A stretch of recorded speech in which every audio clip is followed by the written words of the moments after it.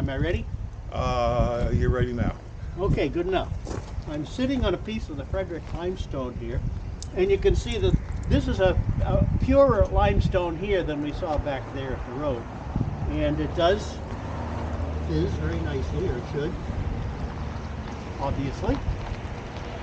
Now I'm going to put it on one of these more yellowish layers. It doesn't fizz quite as much on the yellowish layers.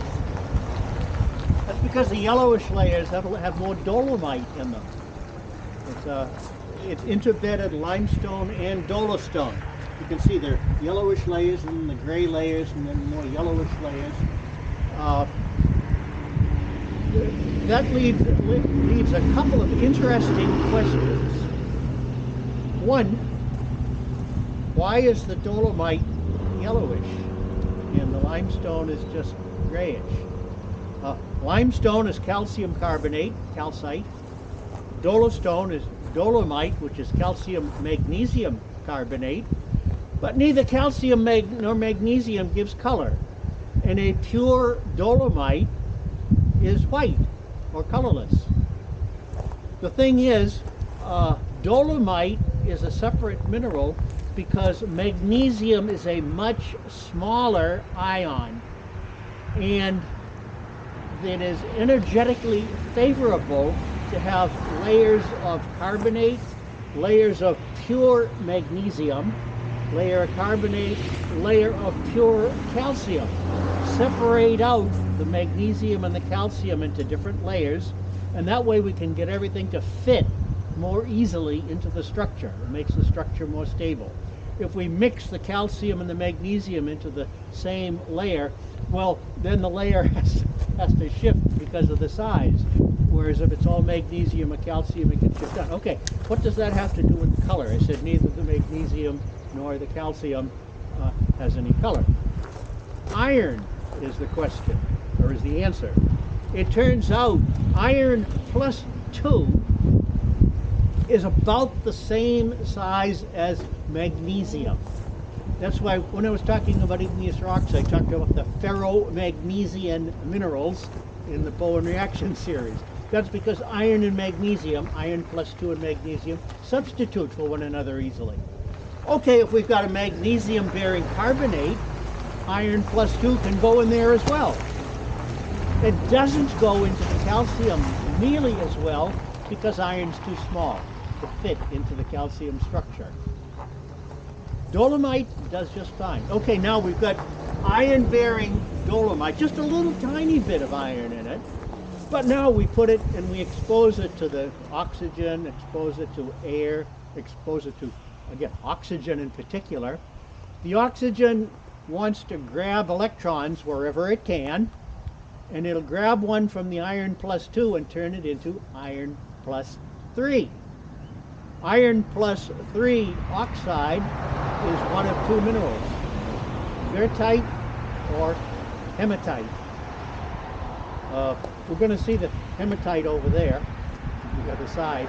Here, it's gone into goethite, and it get what you know. How do you tell goethite? By the streak, yellowish brown streak. That's where you're getting the yellow color here from, and that's one way you can identify a dolostone. Commonly, because it weathers yellowish instead of gray. Now, back to the other interesting thing about it. What is the magnesium doing there in the first place? If you remember when I talked about dolostone, in fact on the quiz, I asked a question, how do you form dolostone? And I had several different possibilities. One of them was because there are critters that make shells out of dolostone, just like we make them out of calcite. The only problem with that is that we don't know of any organisms that make dolostone shells. It's a perfectly good way to do it, but no animals have decided, or plants have decided to use that. Or, let's see, what else did I say? I don't remember what the wrong answers were, but the right answer was that we get a concentrated brine with a lot of magnesium in it because it's a hot, dry climate and the water evaporates, and the magnesium and the sodium and the chloride, everything else is concentrated. And when calcite limestone is exposed to that, it will react, and some of the magnesium in the brine will replace calcium in the calcite and turn it to dolomite. So that's what happened here. Some particular layers, though, are dolostone or have some dolomite in them. They may not be pure, but they have dolomite in them. Others don't. The grayer layers here would be pure calcite. Why is that? It turns out that this was a hot, dry climate, but sometimes it was hotter and drier, and sometimes it was a little cooler and wetter. During the rainy season, it wouldn't be as concentrated a brine. It's a shallow ocean, very much like Florida Bay today. Very, very fine-grained lime mud. If you ever go wading in Florida Bay, you'll pick up clouds of white. Those clouds of white are very fine-grained calcite. It would fizz. But if you've got a 2-month-long stretch of dry weather, the water's going to evaporate. It's going to be saltier, and the concentrated magnesium is going to react with the surface calcite and turn it into dolomite, but just in some layers. Next month, the rains come back, no more dolomite, pure limestone again. And so that accounts for the banding here of the limestone and dolostone. Now, also, we've got these layers of white cutting cross-cutting. They're younger. Remember cross-cutting relationships. That's younger stuff. What do you suppose they're made of? Well, I'm going to put some acid on them right here.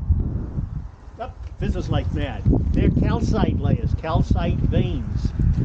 This area has been deformed. These rocks, it turns out, are tightly folded, and when you fold them, okay, you can fold a rock, I did explain that to you, but they are likely to crack. You do get cracks in them, and when you get cracks in them, water trickles into those cracks. That water is saturated in calcium carbonate, and the calcium carbonate is deposited as little veins in the cracks, and that's why I'm getting these cross-cutting veins here. Now, if I want to figure out which way the stresses were going here, I could actually make a study of that by looking at the orientation of the calcite veins. Commonly, grad students will use that for a master's project, for example. Study the stress field at the time the rocks were deformed by looking at the cracks and the veins in the rock. Okay, now these rocks here are not local. They came from nearby, but they aren't right here. Now I want to cross the street and look at the rocks that are local, because those are some of the most interesting rocks on the field trip.